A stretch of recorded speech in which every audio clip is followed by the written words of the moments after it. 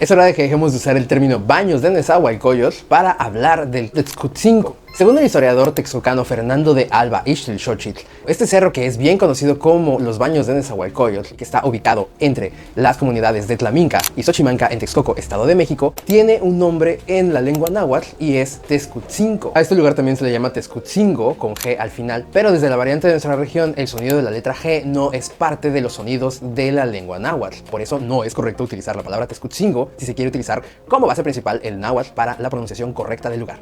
El vocablo Texcotzinco tiene su raíz en la palabra Texcoco, que a su vez es una deformación de otro vocablo náhuatl, que en su correcta pronunciación sería Tetzicosco, Tetzicosco.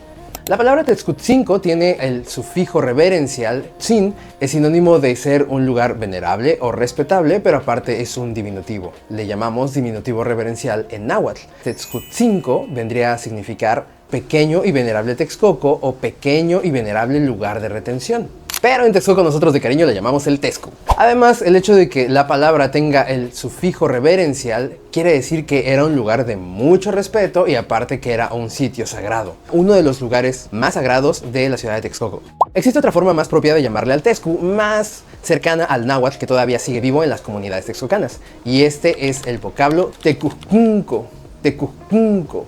Y lo que pasa es que en nuestro náhuatl texcoqueto no utilizamos la partícula reverencial tzin, sino que acá en Texcoco usamos la partícula reverencial n. Por eso en las comunidades todavía se le dice tecucunco en vez de texcotzinco, pensando desde el náhuatl de la región Acolhua. El uso del reverencial n en vez del tzin es lo que caracteriza más al náhuatl de Texcoco.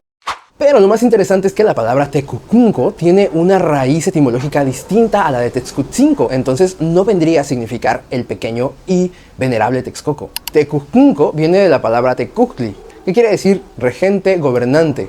Entonces la palabra Tecucunco vendría a significar el venerable lugar del gobernante o del regente, o el venerable lugar donde está el gobernante. Existe un lugar muchísimo más complejo que un simple jardín botánico hecho por Nezahualcóyotl, ya que investigaciones como la de Martín Cuitzeo Domínguez permiten saber que las construcciones tienen orientaciones astronómicas ligadas a solsticios, equinoccios y constelaciones importantes, por lo que se infiere que el Tecucunco o Texcotzinco era una suerte de observatorio astronómico también, sitio de culto, como lo podemos ver en diferentes petrograbados que se han encontrado de Tlaloc, que pertenecen a diferentes épocas, uno de ellos asociados a la época teotihuacana por el estilo que presenta, lo cual nos habla de un uso ritual aún más antiguo al de la llegada de los chichimecatín en el siglo X de la cuenta cristiana. Además, otros tlatoqueme o gobernantes más antiguos que Nezahualcóyotl ya habían hecho uso del Texcu varios siglos atrás, como Nopaltzin a finales del siglo X de la cuenta común, Quinantzin y sobre todo Texotlalatzin en el siglo XIV, quien, si analizamos el Códice Xolotl, tenía su tecpan o lugar de gobierno en el cerro y además había contraído matrimonio con Tosquentzin en el mismo lugar. Así que en algún tiempo el Tecucunco fue un lugar de gobierno también. Y todavía a mediados del siglo XX el sitio era utilizado por los graniceros que seguían vivos y activos en la región, como el granicero Julio Balcázar o Lorenzo Ríos Rosas, quien utilizaban el lugar para llamar el agua o como puerta espiritual para llegar al monte Tlaloc, lo cual liga a este cerro sagrado con usos y costumbres tradicionales que todavía siguen perviviendo en las comunidades.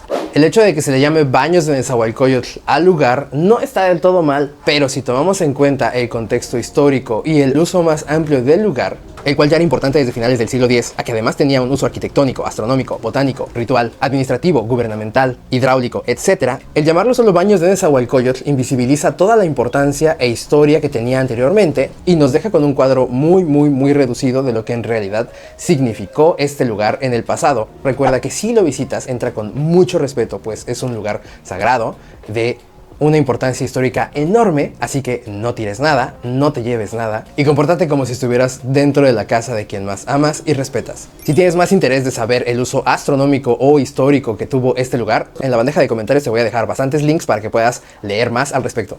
Tlazohcamati.